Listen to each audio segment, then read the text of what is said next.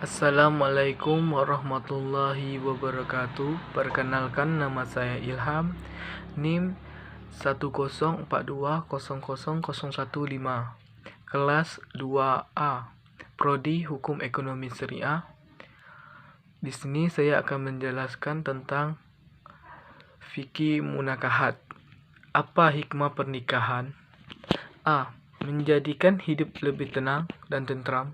Sudah banyak sekali Allah dan Rasul-Nya sabdakan bahwa menikah memiliki banyak sekali keutamaannya.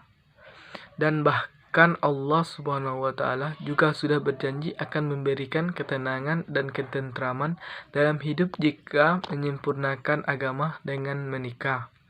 B. Dijauhkan dari perbuatan maksiat. Untuk mencegah dari perbuatan maksiat adalah dengan melakukan pernikahan.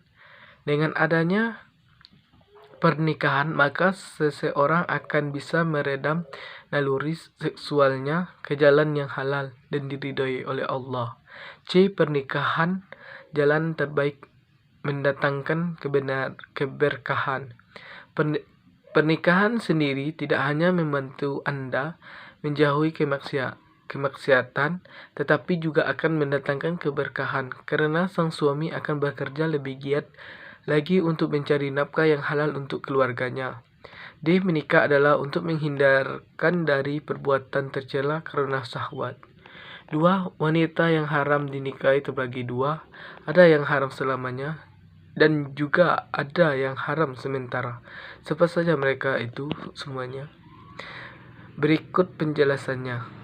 Wanita yang haram dinikahi selamanya yaitu A. Faktor hubungan darah yang haram dinikahi selamanya karena hubungan darah adalah sebagai berikut: ibu, nenek, dan seterusnya ke atas.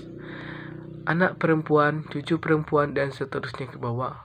Saudara perempuan kandung sebapak seibu. Keponakan atau anak perempuan dari saudara kandung sebapak seibu. Bibi atau saudara perempuan dari bapak atau ibu dan yang semisalnya seperti bibinya bapak, ibu, saudaranya kakek, nenek kita. B. Faktor pernikahan yang haram dinikahi selamanya karena hubungan pernikahan adalah sebagai berikut: ibu tiri dan yang semisalnya seperti nenek tiri, semuanya istrinya kakek, dan seterusnya ke atas, istrinya anak atau menantu, istrinya cucu, dan seterusnya ke bawah, ibunya istri atau mertua, nenek istri, dan seterusnya ke atas. Anak tiri untuk menjadi mahram tidak disyaratkan harus diasuh oleh bapak tirinya. Anak tiri menjadi mahram bagi bapak tirinya jika bapak tirinya tersebut sudah pernah berhubung badan dengan ibu si anak tiri. Jika ibunya belum sempat disetubuhi, maka anak tiri boleh dinikahi. Jika ibunya sudah meninggal atau cerai tanpa sempat disetubuhi. Dari sudut pandang perempuan, maka perempuan haram untuk menikahi bapak tiri, suaminya, anaknya, atau menantu, anak tiri, dan bapak mertuanya.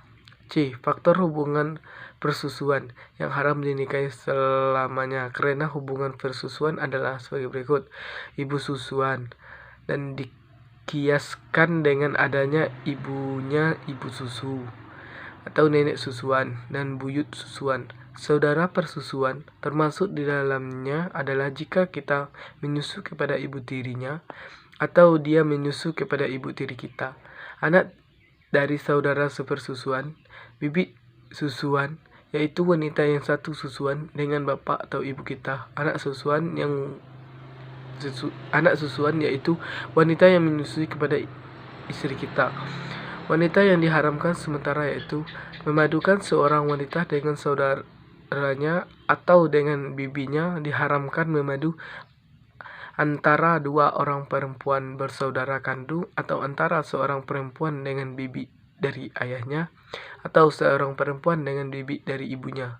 2. Wanita yang bersuami diharamkan bagi orang Islam mengawini istri orang lain atau bekas istri orang lain yang sedang iddah karena memperhatikan hak suaminya. 3. Wanita yang masih di dalam iddah. 4. Wanita yang sudah ditalak 3 kali. Perempuan yang telah ditalak 3 kali, tidak halal lagi bagi suami pertamanya sebelum ia dikawini oleh laki lain dengan perkawinan yang sah dan sungguh-sungguh. 5. Wanita musyrik sehingga beriman.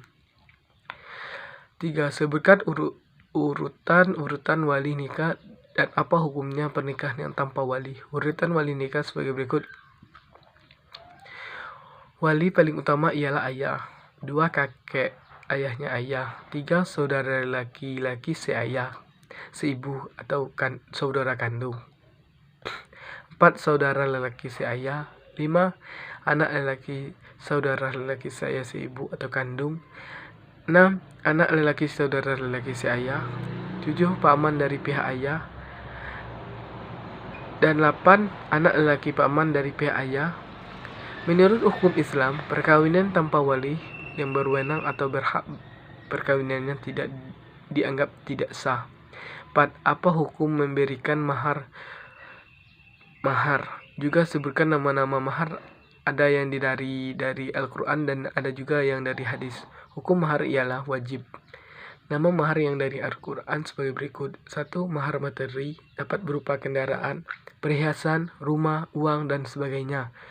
2. Mahar yang dapat diambil manfaatnya berupa jasa, seperti kisah Nabi Musa alaihissalam yang menikahi istrinya dengan mahar bekerja selama 8 tahun bersama sang mertua. 3. Mahar yang manfaatnya kembali kepada istri dapat berupa pembebasan dari perbuatan keislaman istri maupun mengajarkan Al-Quran.